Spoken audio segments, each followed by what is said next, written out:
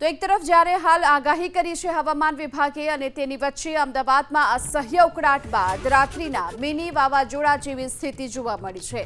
અમદાવાદ શહેરમાં તેજ ગતિએ પવન ફૂંકાયો અને તેના કારણે અનેક જગ્યાઓ પર વૃક્ષો ધરાશાયી થયા છે। ભારે પવનમાં અનેક હોર્ડિંગ્સ અને વીજપોલ પણ નમી પડ્યા છે। 20 મિનિટ સુધી ફૂંકાયો હતો તેજ પવન અને તેના કારણે વાહન વ્યવહારને પણ અસર જોવા મળી હતી। બોપલ ગુમામાં તેજ પવનના કારણે તાર તૂટતા અંધારપટ છવાઈ ગયો છે। તોફાની પવન ફૂંકાયા બાદ અનેક વિસ્તારોમાં ધીમી ધારે વરસાદની શરૂઆત પણ થઈ હતી। બોપલ ગુમા શેલા શિલજમાં ધીમી ધારે વરસાદ વરસી રહ્યો છે। નવા નરોડા નિકોલ ઓઢવ વસ્ત્રાલમાં પણ અત્યારે ધીમી ધારે વરસાદની શરૂઆત થઈ ચૂકી છે। વધુ વિગતો મેળવીએ સંવાદદાતા તેજસ મહેતા આપણી સાથે જોડાઈ ચૂક્યા છે। તેજસ, હાલમાં કઈ કઈ જગ્યાઓ પર વરસાદ જોવા મળી રહ્યો છે અને હાલની શું સ્થિતિ?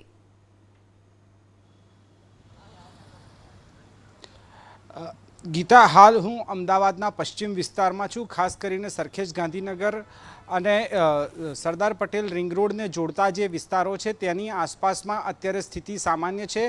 જે રીતની મેં અલગ અલગ વિસ્તારોની મુલાકાત લીધી, હાલ સ્થિતિ સામાન્ય છે, પરંતુ થોડી વાર પહેલાં જે પ્રકારેનો પવન ફૂંકાયો હતો, ભારે તેજ પવન હતો, વંટોળ જેવો વાતાવરણ હતું અને સાથે જ અત્યારેની સ્થિતિ છે તે લગભગ સામાન્ય જેવી છે।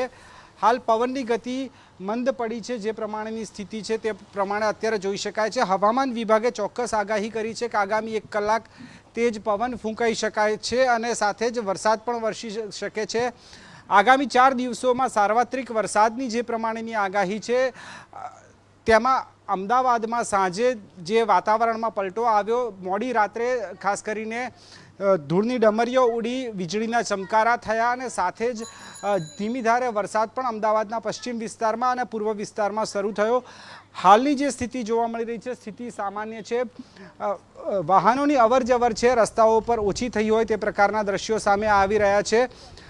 ઉકળાટ જે હતો તેમાંથી ચોક્કસ શાંતિ મળી છે, કારણ કે જે પ્રમાણેનો પવન ફૂંકાયો ને ત્યારબાદ જે પ્રમાણેની સ્થિતિ ઉદ્ભવી, જે એક ઝાપટા જેવી નાનકડી જે સ્થિતિ ઊભી થઈ, ત્યારબાદ વાતાવરણની અંદર ઠંડક પ્રસરી છે।